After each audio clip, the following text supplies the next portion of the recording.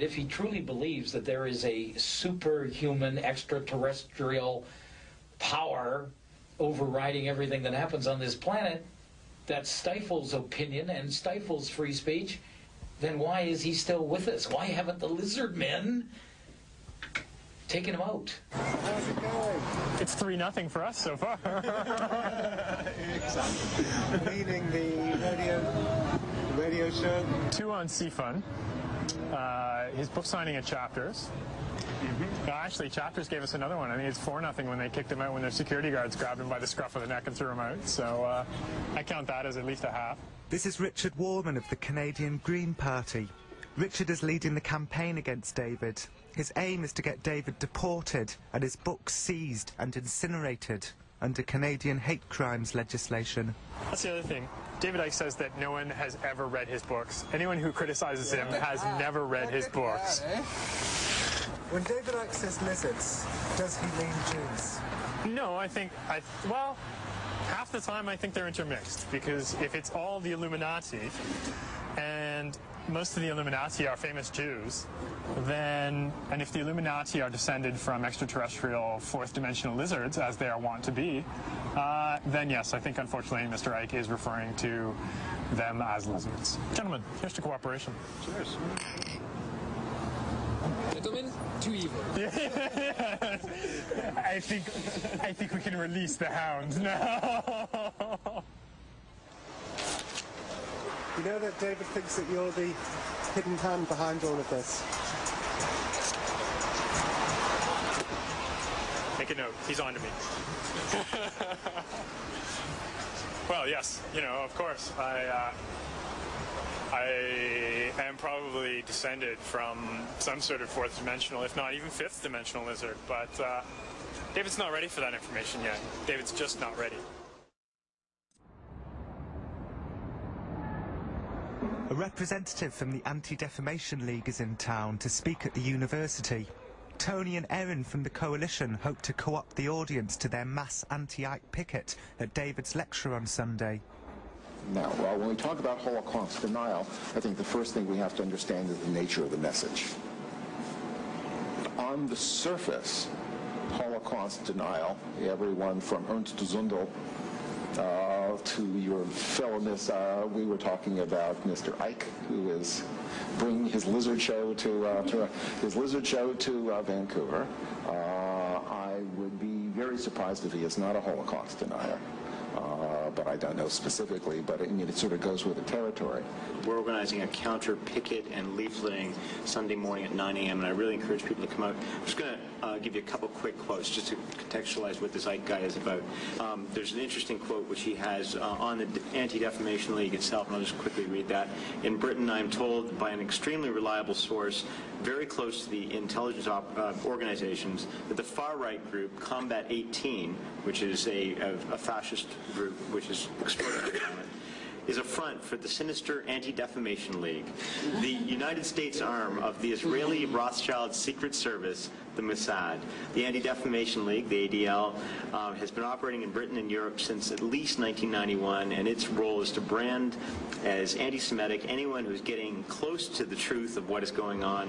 What better way to discredit an investigator than to have a far-right group like Combat 18 to praise them? I'd encourage people to come out Sunday morning, 9 o'clock. Thursday, the coalition has failed to convince VTV, a popular local television station, to cancel David's scheduled appearance. Finally, David has a chance to put his side of the story across to the people of Vancouver. Joining me now is David Icke and SFU psychology professor Dr. Barry Beierstein, who is also president of the BC Skeptic Society. Dr. Beierstein, whether or not Mr. Icke's theories make sense, why do you think he has a following when a lot of people would think that the ideas are completely out of this world? What research have you done on that? I'm just trying to get this question from Dr. Beierstein. And you make statements like that. That's nonsense. Well, I think the nonsense is in the other side, but that aside, your question was why do people believe it? Well, I think people like to enchant themselves, and this is classic mystery mongering. People want there to be grand conspiracies, and they want the world to be an even more mysterious place than it is, and they want simplistic, pat answers for why they're not happy, why the world isn't the wonderful place they think it should be, and that that is more satisfactory. Professor? Just a minute, let me finish. That's more satisfactory psychologically than the sort of thing that science and decent scholarship will say. Well, let's get Mr. Icke to respond to that. Professor, did you major in patronizing the people of British Columbia? Because you really ought to have done. Tell me about... Hold on a second. Hold on a second. Let's stick with your silly ideas, not the people that believe them. Okay. Let's talk about, first of all, why Jewish groups are calling you anti-Semitic. Because I'm getting too close to the truth. When you get too close to the truth, they can assassinate you, or they can assassinate your character. In my case, they've chosen the latter. How would you respond to that, Dr. Beyerstein? Don't get into these convoluted and paranoid fantasies that people are trying to shut you up. I mean, and what are you doing? You're on one of the biggest media outlets in Vancouver right now. That's hardly shutting you up.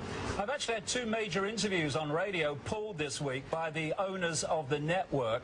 I've had book signings cancelled because of attacks on my character. You want to read the papers a bit more, mate? In the days that follow the TV debate, David's fans begin approaching him on the street, sometimes breaking into spontaneous rounds of applause. Some of the coalition privately admit to me that the whole thing is beginning to backfire. See you Friday. All right, good. Great. Okay, bye. Smash it. Lovely to meet you. Bye. The Jews are drawing their own parallels. They think, you know, they believe that they are the Illuminati that David's talking about. They're just paranoid. It's not true. He's not an anti-Semite. I've been described as weird, but never deliciously weird. Is that an improvement, Jim, you reckon? Yeah, well, I brought you a few copies there so far. Vancouver's urban voice. And I'm deliciously weird. I think I'm making progress. The anti-Ike coalition seems to be falling apart. The powerful Canadian Jewish Congress has already withdrawn, stung by the lack of support from the public. The people of Vancouver seem to like David and the lizards. I dropped a few books off at Granville Books. Yeah? They're all sold out. They want more. Really? Yeah. The book's going like fire in the city. The strange thing is that many in the coalition share David's conspiracy theories about an evil elite ruling the world. This is what the left-wingers here were battling against in Seattle and Prague. They just don't believe these elitists to be shape-shifting lizards or Jews. What we do have to remember is out there are lots of people who are undecided on many things that he stands for that sound very progressive. He's against the WTO. I'm against the WTO. There are very rational explanations of corporate globalization. It's not a conspiracy. Corporations do what they do because they are corporations, and we don't need to imagine conspiracies to explain why they would do everything they possibly can to increase their profits and take away the rights of workers and suppress democracy. That's their business. In fact, that's their only business. The problem is this. David Icke has become so popular here in Vancouver that those people who don't believe in the lizards are beginning to seem like has-beens. His views are expressed as the answer. You know what I mean? A lot of, especially young people, are getting involved in these issues, and they're seeing the, this big task before them. And we sort of have the answers as a group of people, but David Icke has the real answer, and it's these conspiracies and their lizards, and that's linked to dehumanizing, the Jewish elite. People who are just finding their ground on these issues are like, don't tell me I'm stupid, I'm looking for some answers, and he seems to have them. But it is all over for the coalition. By the end of the week, they disband. In getting David banned from radio shows and book signings, the anti-elitists have themselves behaved like a shadowy elite, like the hidden hand, and nobody likes a shadowy elite.